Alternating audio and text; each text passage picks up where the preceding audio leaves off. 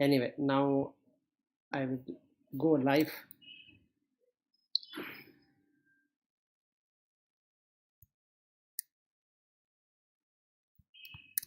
Okay, so now coming back to two things I want to share. One is Padma Shri's and mind discussion. That's a very mind boggling and a very nice discussion. So I'm really happy for her to bring up that. That's a very nice subject. So then second one is that this morning at around 3:30 I woke up and then 1 minute. Just you need to give me a minute.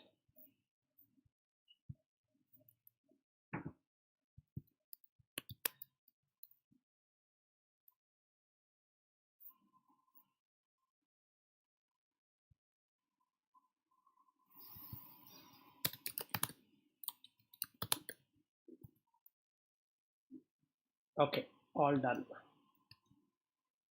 So basically,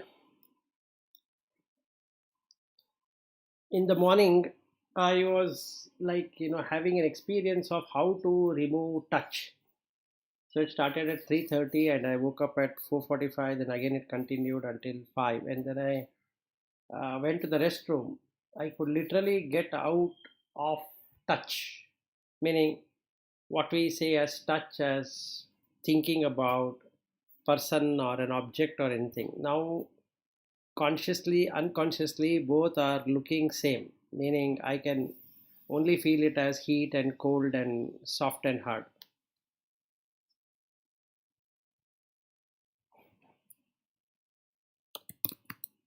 So this is what happened, and it was very nice experience because now four of the five senses are in very good condition. That is, I started with sound when I looked at Rupa and my grandmother, sorry, my not grandmother, my mother-in-law, who was that day talking. So that removed sound. Then immediately the taste went off. Then the smell went off. Then this morning, the touch went off. The only thing which has to go off is sight. If I'm able to see the sight as four elements, and then I will be able to see only myself as consciousness, not myself with mind and body. So I would, with the last sense going away, I will be in total vairagya. So no himsa will be there. The only himsa I'm doing right now is on sight. I'm identifying the sight as something. So if that something goes away, then it would be perfected. How does the smell go away? Smell, you will feel it like wave.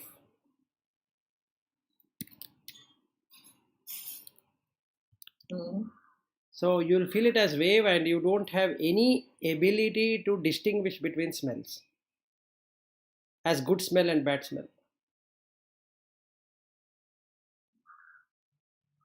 So that is what it is.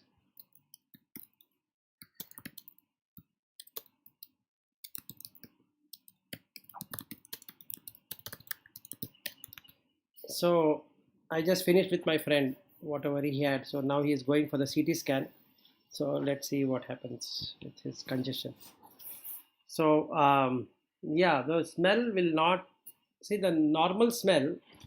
I can now go to the molecular level that it just fixes up. It's not really you're smelling anything. So there is a heavy molecule and lighter molecules. So the heavier molecules are the ones which will create a kind of wave pattern, and that gets attached to your nasal. In that you have these receptors, and they are like science calls it a lock and key, but it is much beyond lock and key. So exact smell will get attached to it, and there is an identifier in the brain, but then the mind will identify what that smell is as good or bad, depending upon the purva samskara what you had on that smell. Meaning there are certain smells, some people feel good and some people feel bad. So like that. So you'll see it as waves. So the talk what I'm giving also seems like wave. The smell also seems like wave, and that is the hearing seems like waves, and smell seems as waves to me, and the uh, taste also of the same kind. I can feel the receptors opening up and closing in the tongue. I don't see anything like tasty food and not tasty food. So then today touch. So touch is also feeling like only wave pattern of heat and cold and hard and soft. It's just waves, nothing else. Now comes to sight. That has to go. With that fever going, I think I'm done. So this is one thing I wanted to share.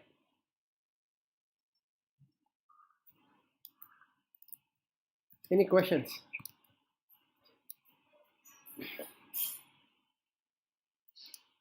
So then you are left with thoughts alone. Thoughts will go away because I cannot deal with thoughts automatically. With thoughts are created by all the senses only. Yes, so with five senses going away, there are no thoughts. Yeah, but you wanted to ask something. So removing this from your mind, what is the technique you are using? Observation, awareness. So this morning I saw a huge gap between mind and consciousness in touch. It's huge. Actually, you can feel it when you sit somewhere, as I was talking yesterday, as you sit somewhere, you can only feel heat, and you can see the body is emitting heat, and the place where you're sitting also is getting heated up. That's all what it is. Nothing else is there in touch. And you'll feel it as hard and soft. If there is a soft surface, it's a soft surface. It's a hard surface, it's a hard surface. And if the hard surface, it pains. If soft surface, it heats. That's all. See, by default, like a normal person, all those things will be coming to you when touching. You will have also feeling attached to that. For example, if you are touching a table, you know that it is stable surface, and your hand is touching there, and you have a feel of good or bad and all that. So many things are there. Now you say that you just focus only on heat and cold. There's nothing beyond that, or maybe some weight. How you are really taking out other things? Is it going on its own, or you are? So meditation is nothing but when you're meditating, everything is visible there because everything is there around. What exactly happens? Or you are forcibly removing from your mind other things? No. If you try forcing it, it is not going to work. You need to keep on observing what is a table, what is a chair, what is a person, what is a food. All these are concepts. You keep on observing, it breaks. And then it will show you the core. The core is only this much. Either particle or wave. Only two things. So naturally when you observe, this happens in a natural way? Very natural way. There is nothing, any special scientific approach required. There is no other approach. Simply observe. Yes, no equipment required.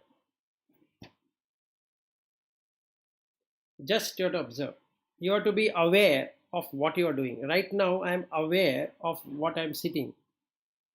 Earlier, while I was talking to you, I was also chatting with my friend. So, my awareness is split into two parts. So, I am aware that my awareness is split into two parts. One part is I'm talking or I'm doing this session, and another one is that I am talking to my friend. So both have taken priority. I need to talk to you on this, and also I need to talk to him. So both are priority. Earlier, I was not aware. So now I am completely aware of both actions being done. So actions are happening automatically and you are watching them, or actions also happening through awareness? Actions happen through awareness. If there is no awareness, no action will go through. Then the mind takes over. So mind will do automatically what awareness or consciousness was doing. See, during multitasking, you are talking to your friend, parallelly, you are also trying to address this side. That means your mind is going there and coming here. Because at a time, both cannot happen. Right? Correct. It is Correct. only you are splitting again. Correct. So go there, come here, and you are moving back and forth. Correct. So during that time, your awareness is you are moving back and forth. Yes. And you can see both the actually, when you are interacting, you have to communicate some message, essence. Today's topic may be how to really split and get a feel of only heat and cold when you touch. So that means there are so many things around that. One is that you have to focus, and then you have to explain. While focusing is itself is an effort, and you are focusing there, and you are removing from other layers from there, and you are only touching effect. That means, when you see a sweet, which is it's a jalebi, you are focusing only on the sweet part of that. You are not focusing on the jalebi. That's what you are telling, right? Exactly. So the jalebi is a nama. So you have to remove that nama, and what remains is nothing. It's just solid. Yeah. See, in a natural way, when you see a jalebi, what is visible is jalebi along with the sweet. Now breaking and removing that jalebi color, that round and shape and the volume, there are so many things. Yes. Removing means what? It is already there. It is there in your chitta, because you are decoding as per that. So how you exactly touching only sweet part of that? Because you have for me, when I focus anywhere, it's all inclusive. Now what you are telling is you focus only on sweet. No. All inclusive is there and focusing on sweet. That means some effort is required to remove. Removal is nothing but touching that. Removal itself is touching. That means a round shape I should remove. I should meditate on the round shape to remove. Because now I am meditating on the round shape. I am not meditating on the sugar. No, that is correct. So to answer to it is you need to bring your consciousness as a policeman or somebody who is verifying something. So you have to build this up. Otherwise it will not work. I'm asking that. Yeah, how to build is a question. And this is the process that you have to keep on concentrating on the breath. After some time it will break, or when you are raising your hand. I will give you right now, I can give you an assignment we all can do together. Yes. Okay. Now you are sitting, however you are sitting, right? Yeah. Okay. Are you sitting on a table? Chair, yes. Table and a chair. All the three of you? Anybody sitting other than chair and table? I am sitting in a chair. You're sitting in a chair. So there is no table. There is a table also. There is a table. How about you, Padmashri?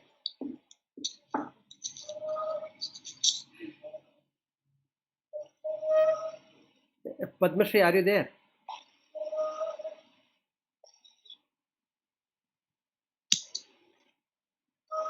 Padmashri went into meditation, I think so. Muted. Yeah, it is completely muted. Are you there, Padmashri?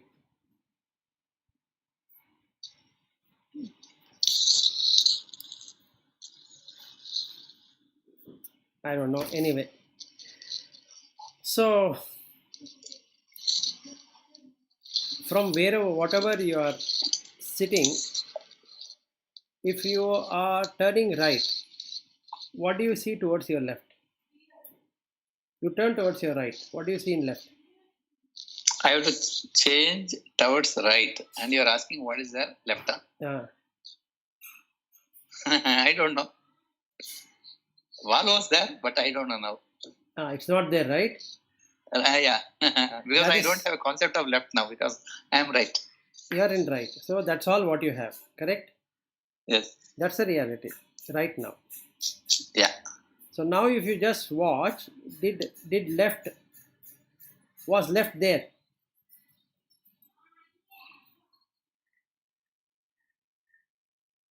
Was anything called as left there? Can you see concept. right? Yeah, it's a concept. Now you drop the concept. Just drop that there is no left there. Now when To you, drop no left, then the No. concept of myself that I have left and right, that also I should drop. it will automatically drop. You don't have to do anything. Now if Yeah, you- I think drop that concept. When you say drop, it will not work like that. No, Sheila. yeah, drop in It the has to come. it has to come. So now how it will come is that you be aware that you are in right. You are turned right. Don't see left. Yeah. Okay. Now do you have wife? When you turn right, do you have wife?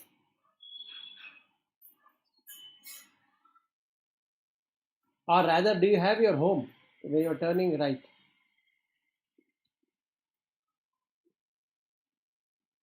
Just try to see.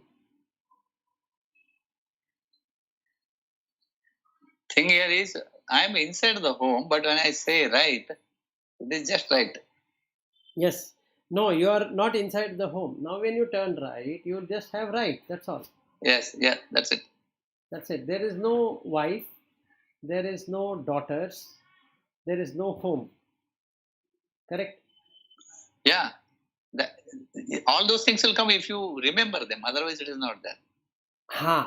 This is the practice. You have to do this with everything you are doing. After some time, it will break. Oh, what you are telling is, when I look at, say, puja room, it's a puja room. When I look at one photo, it is only one photo with Tirupati Venkatramana. Correct. When I see that photo, and if I want to focus on what is the material, I see only material of what it is made out of, what paint or is it silver or something. There is no Venkatramana. Then when I go silver, then you are telling that you get into the next level of protons, neutrons, electrons. Exactly. So there is no silver. If you know. If you don't know, don't bring anything. Just watch. Exactly. See, now you will come to silver. And silver is not Venkatramana, right? Silver is not Venkatramana. Then how did you name it as Venkatramana? That is what trained our memory.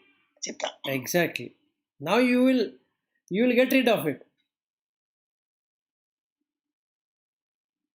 And then when you touch it, what do you feel? Do you feel Venkatramana there? Yeah, see, I'll give one example what happened in my home. When I was in last time in ABB, I went to this Taj Mahal. I brought Taj Mahal and kept it in my showcase. After around 15-20 years, somebody came, HR head of my previous company. She came to my home. She's Muslim, actually married to a Hindu. She told me, just remove this. I asked why. Somebody is the death place that is famous for that. Don't keep your home like that. Take it out. And you see that you will have a very positive feeling after this. I just removed. Then I felt, very positive. Now I think it's all something happened because I have guided myself. Initially when I brought, I was happy. Somebody said it is not good. Immediately I found it is not good. Same day she asked me to remove. I have removed. And after throwing that out of that place, again I felt happy. Correct. That means when she came to my home during that time, when she explained, I believed that it is not good. Correct. Now what you are telling is that don't believe anything. See what is really there. Yeah. There is nothing. There is just stone there. Exactly. If you see from that angle, there is nothing called good or bad. It is there. That's it. That is the practice. So now I go to puja room. Is there anything called as puja room? concept. It's a concept. So when you go inside, what do you see? Is there? Will you find puja in the first place? See, we are saying puja room. Do you find puja there? It is, somebody said it is, and then we believed, and we started daily remembering like that only. Exactly. That is what the chitta does. So what you are telling is, you train that that is just stone. Correct. No. Don't even do that. Ah. Just see what is there. Just see what is there. It is what you can see is the easiest thing to visualize through your eyes is that is some color. That's all. Shape and color. Yes. See, I have seen your puja room. So now if I go to Yes. your puja room, 1 minute.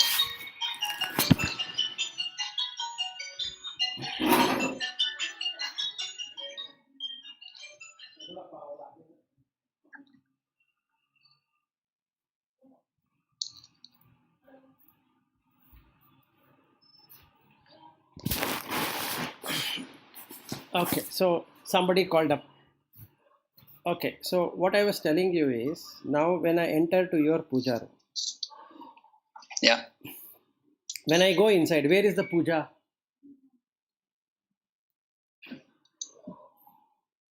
It is room with some photos. Some photos.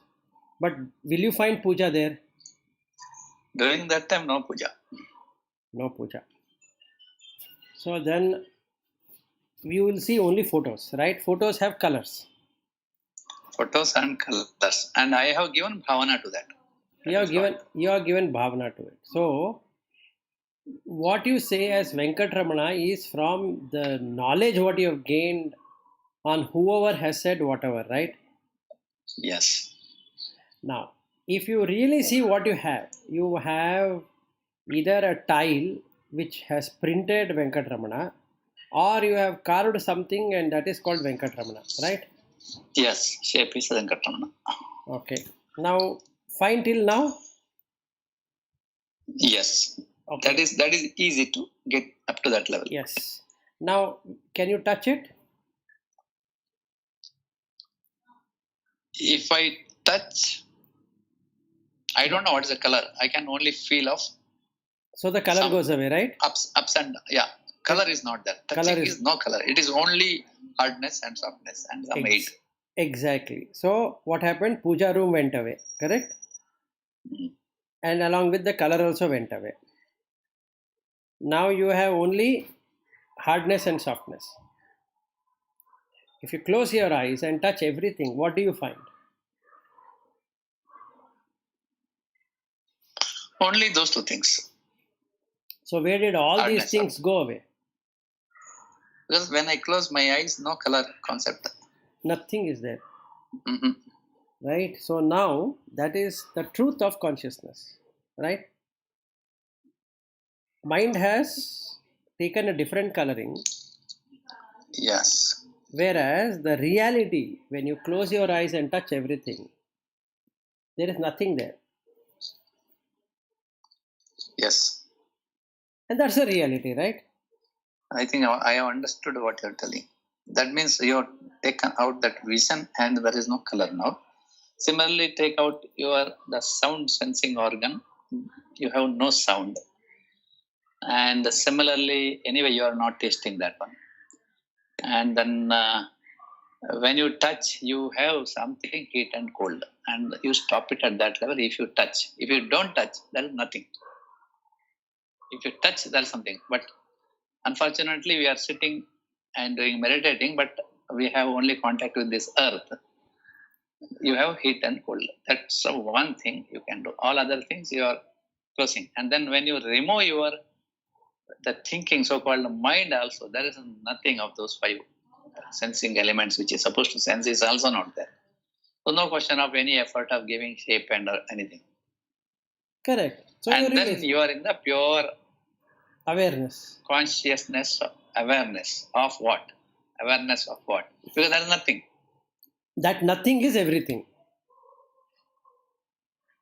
In that nothing, everything arose, right? So awareness of that nothing is everything. Where is the bliss there? Because finally say you experience bliss. Now that is what you need to practice. The moment this clicks, you can see the happiness in you. So by removing all other things, you are experiencing bliss everywhere. In everything. Everything everywhere. Everywhere and all the time. That is a concept. Okay. That's not a concept. That is a reality. Yeah, it's not a concept. Everything else is a concept. Yes. See, yes. the word bliss is a concept. So you're searching for it, right? You don't have to search. It is already there. It's there. I don't know what happened to Padma Shri. She has muted and gone, or I don't know. Anyway, so question what she had raised after you guys. So this is the explanation what I can give you. Okay, this is easy to I don't say easy, but this is the way to practice. Yes. And is a path to reach there. Yes, you can do it. You can do it with smell. You can do it with taste, touch, sight, and sound. But here, bhakti is zero. This is not a bhakti marga. This is not at all Zero. a bhakti marga. There is nothing called ego here, because ego you are not even touching. Ego means you need another human being for expressing or something. And that's ego. That's the reason Jnana Marga is the best. This is the awareness meditation. Yes. And for this, pranayama helps, because you are keeping your prana high. You are keeping your prana to what you should be spending with. And that is the yama there.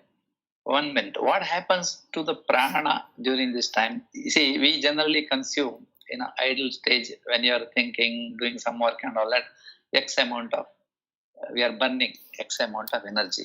During this exercise, what happens to that energy burning or prana burning? It's not at all used. This is effortless, huh? Effortless. For everything you require effort. For identifying you require effort. For non-identifying something also you require effort. But when you stand neutral, there is no effort. It is effortless or choiceless observation is what it is called as. When there is a choice, there is an effort. So this is available for all, irrespective of their age, irrespective of their education, irrespective of whether they are criminals or not criminals, right? Yes. Because once you reach there, all that you are dropping. And then karma cannot follow. Because of that, karma cannot follow, right? You are not there. You are removing the karma, yes.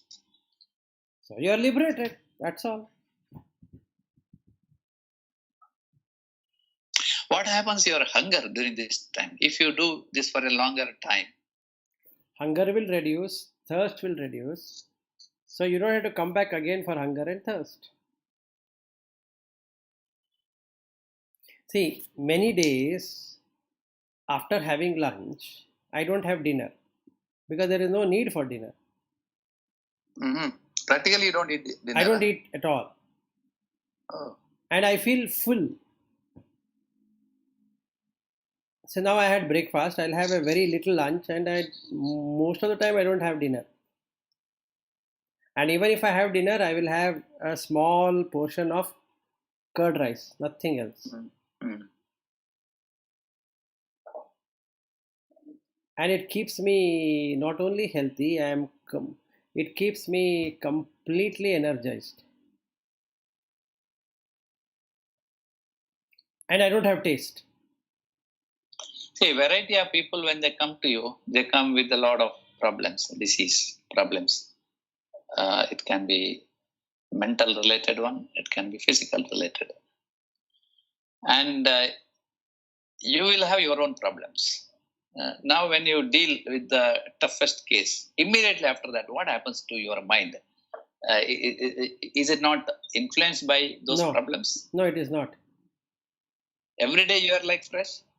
Every moment. I can give you another story. Maybe those people are also listening to it. So there is one, my cousin sister's friend. Okay, he had acidity, so they did all kind of tests. He was sweating and he was not able to sleep and all that. Then my sister said that why don't you go and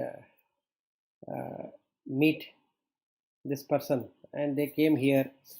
So I was speaking to him what needs to be done, and he was relieved for some time. And then I told him what medication to take, and he took it. And I told him stand in front of the mirror and vomit out all the emotions you have stored. You can do it in front of me, but if you are feeling not that comfortable, I suggest you do it in front of mirror. So Sunday we had gone to his home for lunch, and he told me that he stood in front of the mirror and he said that I'm all fine, I don't have any emotions and all that. The very next moment he was relieved. The hunger came back, acidity dropped. He is able to sleep well now. That's all. It's as easy as that.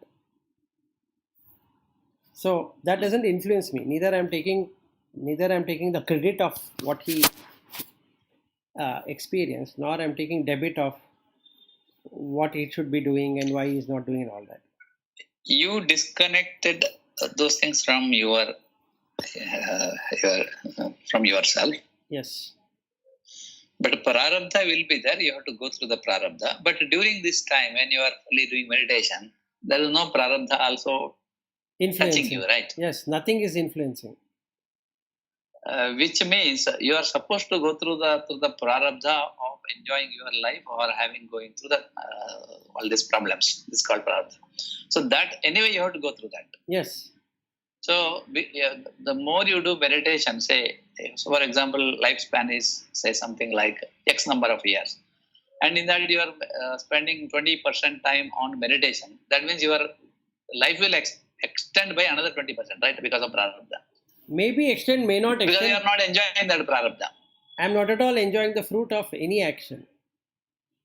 Yeah, but in this Janma you have to go through that. I will go through it. Prarabdha. No, that means there is no other option but to extend the life by another X number of years. No, whether it extends or doesn't extend. So this body is created out of prarabdha karma.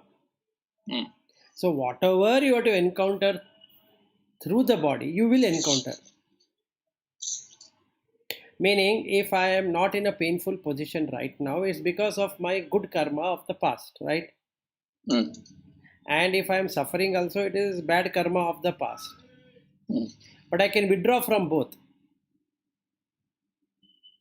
Yeah, you can withdraw temporarily. Again, when you go back, you have to go through that. But that much of time is gone, right? That much of prarabdha has not worked on me. Oh, that means the prarabdha is keep spending, but only thing is you are not touching it. I am not touching it. It is not touching me, or it's not touching the consciousness. That means you have a control over prarabdha, because you don't want to enjoy or go through that. Or suffer, both. Suffer.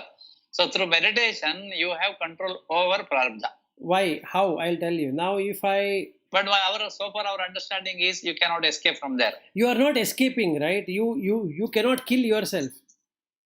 See, today I have learned how to deal with 4 senses. Let's say by tomorrow morning I am able to also decipher the 5th sense, and on 6th of November I am able to completely eliminate the thoughts. Then prarabdha will not work on you. That's what you are telling. If prarabdha was working, then you cannot do any one of these. Because you are not a body, the prarabdha is for body and mind. Now Correct. You are not body and mind, so prarabdha will not work on you. Exactly. It will still continue. Okay, I got it. Okay, good. Yeah, Lata, you've been listening. Any question you have? No, I don't have any questions. So anyway, prarabdha will, if you are consciousness, then the prarabdha will not touch you, even though it is affecting your mind and body, and it will go through it. But then, if you are away from it, it will not touch. Exactly. That's correct. Otherwise, you cannot see all that what is happening right now. Meaning, If prarabdha were to influence, then you cannot get liberated at all.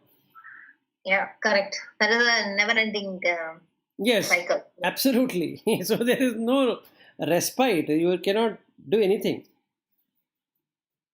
Correct. Okay. So yesterday, after I think Bhatt left and we were discussing, and I don't know when Lata left also, but then it after Lata going, it really became a hot discussion. So, so now I presume that Lata and Bhatt are the constraints for Padma Shri to talk. Yeah, probably. No, that will be interesting if she is talking to listen. Yeah, yeah. She had a. Because in our Supta Manas somewhere it will be there. I don't know. Conceptually we have understood, Yes. but during this discussion it gives a better, Correct. easy to understand and remove. Yeah, many things will open up if the Yeah. discussions are there. Yeah, otherwise it becomes like this pravachana. Why don't you discussion. continue with the Padma Shri? I have time till 9:30. Even I have time till Yeah. 9:30. It's 9:07 Yeah. now. So even I have to end at 9:30. Padma Shri, are you there? Do you want to talk about your experience? Now I see her. Yes, You can yes. answer. You can answer it. No, I will answer it. But then I wanted to know how come you're so silent, and even after calling your name twice or thrice, you still didn't wanted to open up the lock. No. I was listening. The moment you called my name, I came. Still, name and form is existing for me. So, No, the moment I you called my name, I came. No, you were discussing about how hard the discussion was yesterday, and the constraint being Lata and but for me to talk. No, they are not the constraints. It's just that it comes at some time. When it comes, when it comes, most it comes. often I try to think on my own, try to get an answer from whatever you're talking, and at times when I don't get the answer, I come out. That's all. Okay, so now coming back to Himsa and Ahimsa. So her question was, is having an ambition in life Himsa? She's working, so she has ambition. Should she quit the job which she feels she should be doing, because that is how this discussion sometimes goes? And also in the scriptures or in the books, they say that you should get out and then do it. And should she do it or shouldn't? So she always feels that being in this job world, this is not possible.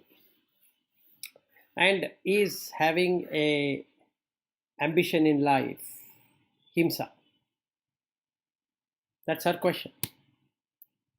Am I right in summarizing your question, Padma Shri? It will ask, you're right. Okay, so the answer can be given in many ways, which I gave, and that went for a long period of time. So, in the interest of time and interest of two people who have not heard it, so let me put answer in two perspectives. Perspective number one: what is said in the scripture, and perspective number two: what I have experienced through this Ahimsa. So, I'm going to tell both. Then you can decide.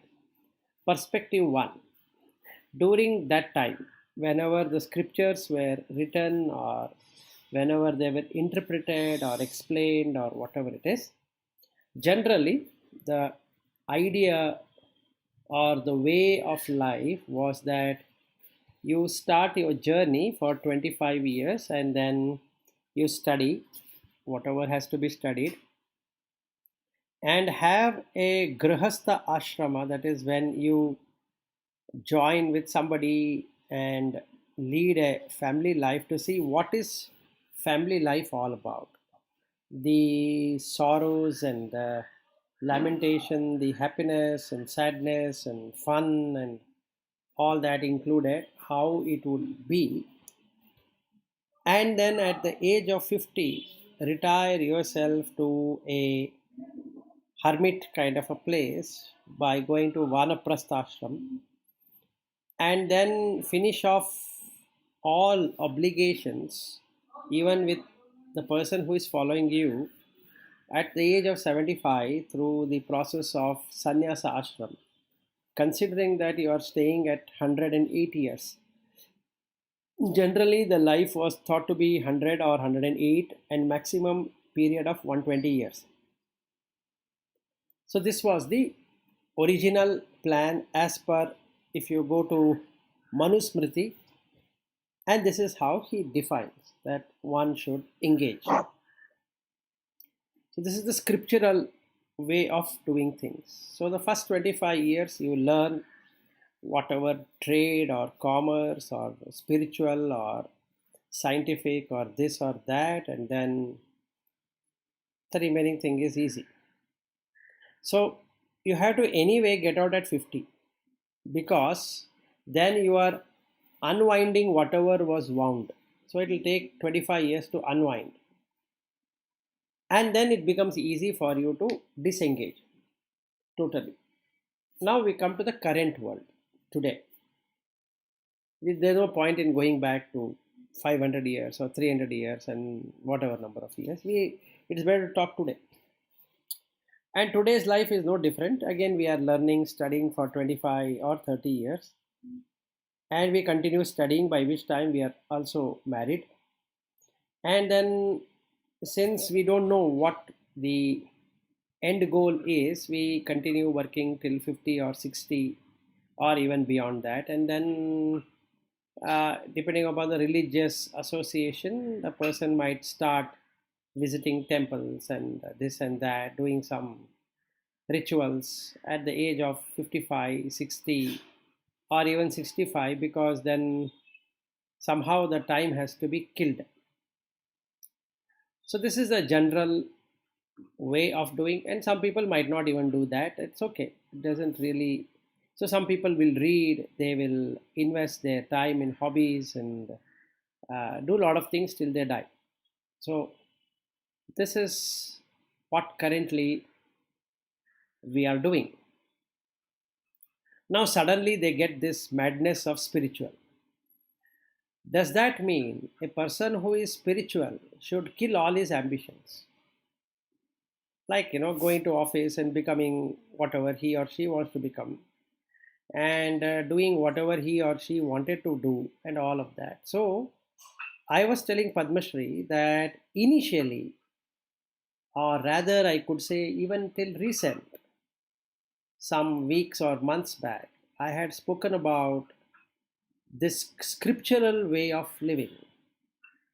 Now that this Ahimsa has caught me up perfectly well, I don't see that way of living is really required.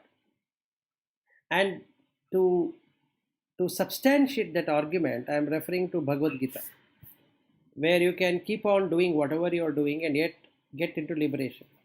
So that gives us a ray of hope, that I can be working in the organization and yet be able to do what I am supposed to be doing. Or I can be with wife and children, or husband and wife, husband and children, and still get liberated. It's not that I have to go out and do something different.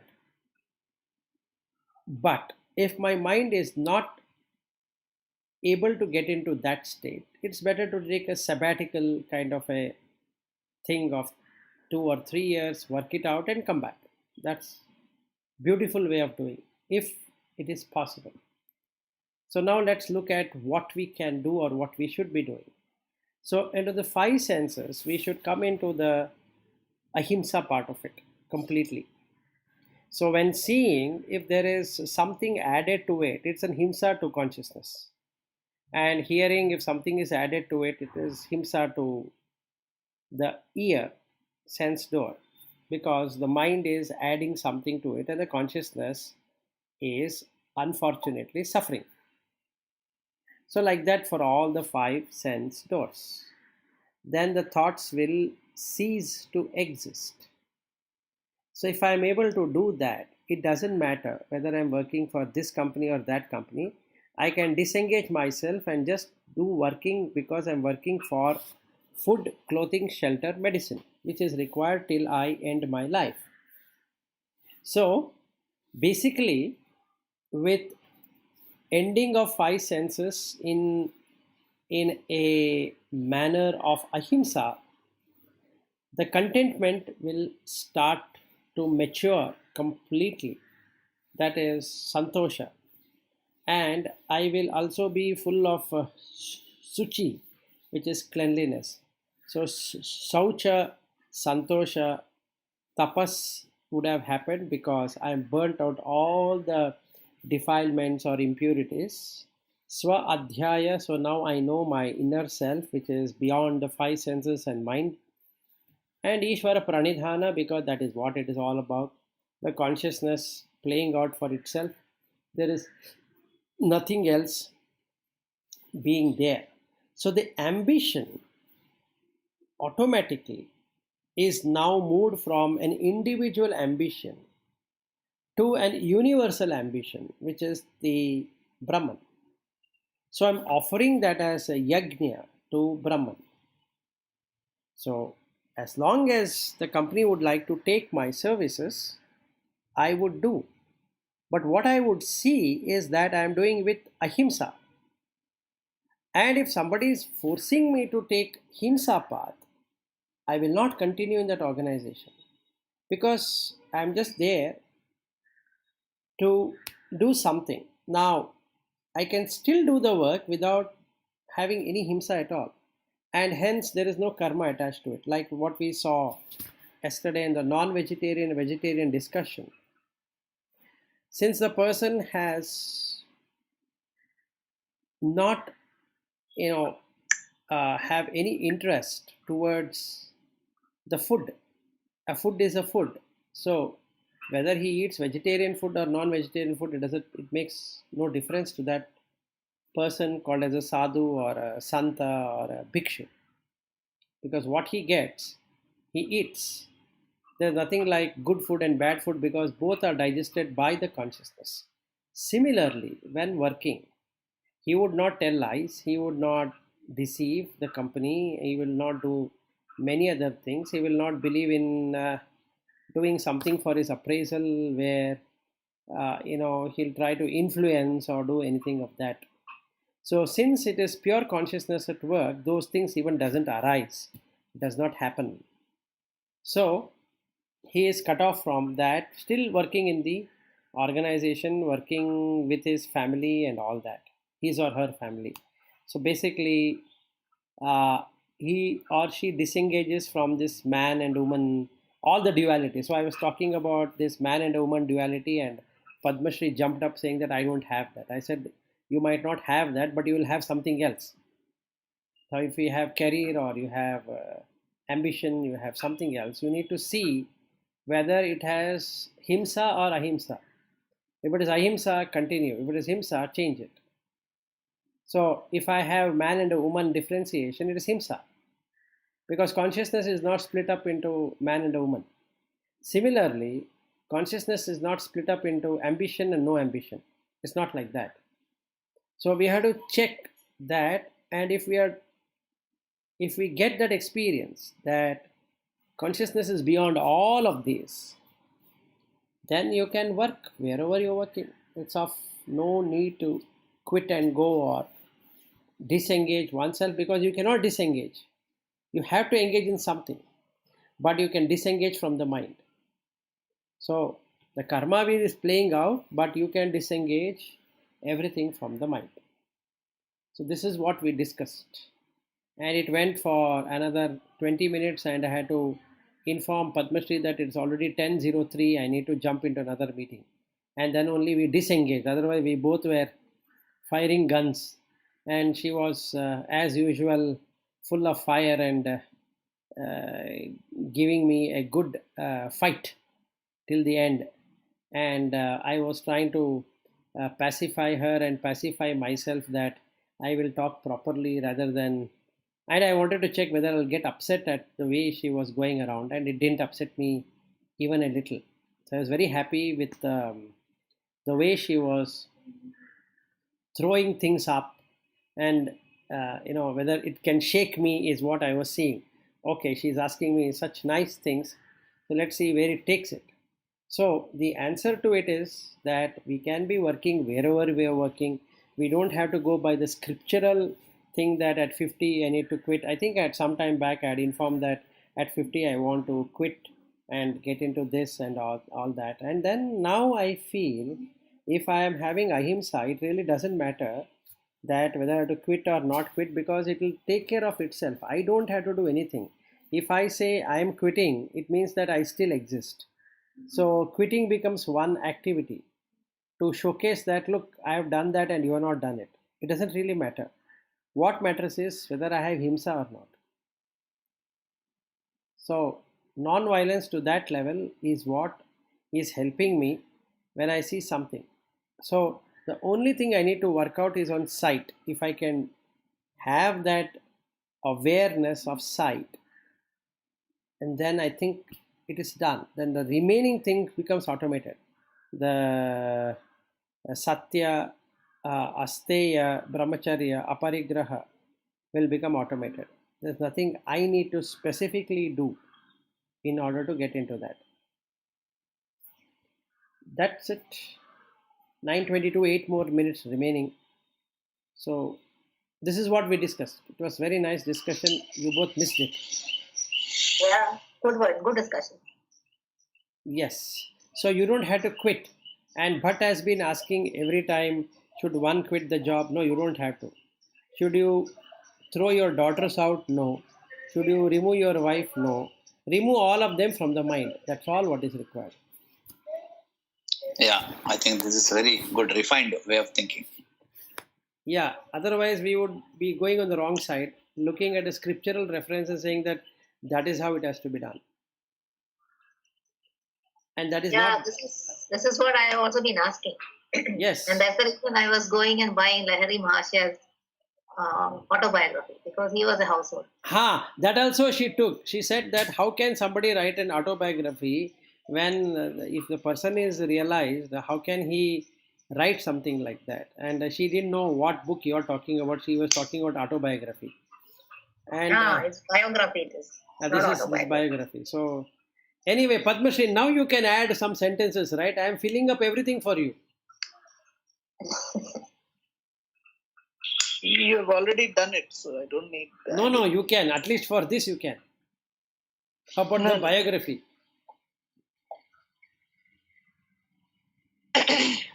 No, I don't have anything. So he has Lahari Mahasaya. He has written some all his experience in that diary. Correct. Okay, so all that 26 diaries they had. So his grandson has collected all that and then created this. So in that, when you read, you will feel really happy. So even a person of that stature, the spiritual stature, so he has also written how the mind troubles him, the senses, and and how he struggles to be awake in the night to do some practices and things like that. So it's the same things, whatever we face, he has also faced, and then he writes all his experiences, what all comes. So that actually, I read that book completely. It's a very big book, but it's kind of dragging because it's quite a lot of explanation and things like that. But then that experiences, whatever is written, in some places it is really good. He has drawn pictures of what he has seen and all that. So an amazing book. At least it gave me the confidence that being a householder also we can lift it. The only thing you have to adjust is you have to change the perspective of your mind. If you are not able to do it, is when you have to drop everything and then go. Yeah, that is the solution. If you can't. And only thing is you'll also have to recognize. So at this point of time, our mind is like this and you are not able to do it. You just accept it and be like that. Correct. So there's no use in fighting. You Yes. cannot get both together. It is very difficult. But if you are able to change your mind's perspective, everything else will fall in place, both sides, material as well as spiritual. So this was my conclusion, Vilas. Even though you keep on telling that you can leave the job and so on, but then I have been always thinking in this direction. Good, no worries, because I was earlier going on that route, looking from all scriptural evidence. Like even Padma Shri was talking about Buddha did it, and then Shankara did it, and somebody else did it. All whoever has become great have great living their family life. So it's quite but natural that that should be the progression. But recently, I have completely experienced now that you don't have to do that. Yeah, even my recent experiences after those awareness thing, and then there are small things. Even today morning also something came and kicked my mind. So then I also have initially I have kind of a doubt whether it will be possible or not. But now that doubt is not there. I know it is possible. It's only that you need to put that effort. Yes. So if you can put effort in every activity with awareness, then you don't have any family in real at all. So you don't have to go anywhere. Yeah, right now itself you don't have a family. So you are released. We are talking about a physical family, but what is to be done is a mental family. You are carrying baggage in the mind. Yeah. So the last 3-4 months is when I came to that conclusion. Yeah, it's also possible for me. Till the time it was like a dream. Good. So now then let us all work out on Ahimsa and we can be working on the job. So, but you don't have to quit, or anybody need not be quitting, and you can go to America or wherever you want to go without guilt, and you can be doing whatever you are doing. You can drop off all of this from the mind. That's all. Yes. Even I was thinking also something very similar, because quitting itself is you are creating some heaviness in your mind. Yes. Nothing called quitting. Everything is naturally, it will happen, but you don't attach, keep doing it. Exactly. So moksharthi, in the form of dharma, if you do, that artha and kama will be within your control. No, they will go away actually. Yeah. And that's they will not create problem for you, because Yes. you are a strong believer of you are practicing dharma. Dharma is this, what you have explained so far. Yes. So you will be there in moksha. But if you go behind artha and kama, then all these problems, moksha and dharma will go away. Exactly. And then Yes. So actually, Shankaracharya also says, I think in Viveka Chudamani only, right? So don't worry about your life, whether you get food or this or that. It's taken care by your prarabdha. If you are destined to get, you will get it somehow. yes.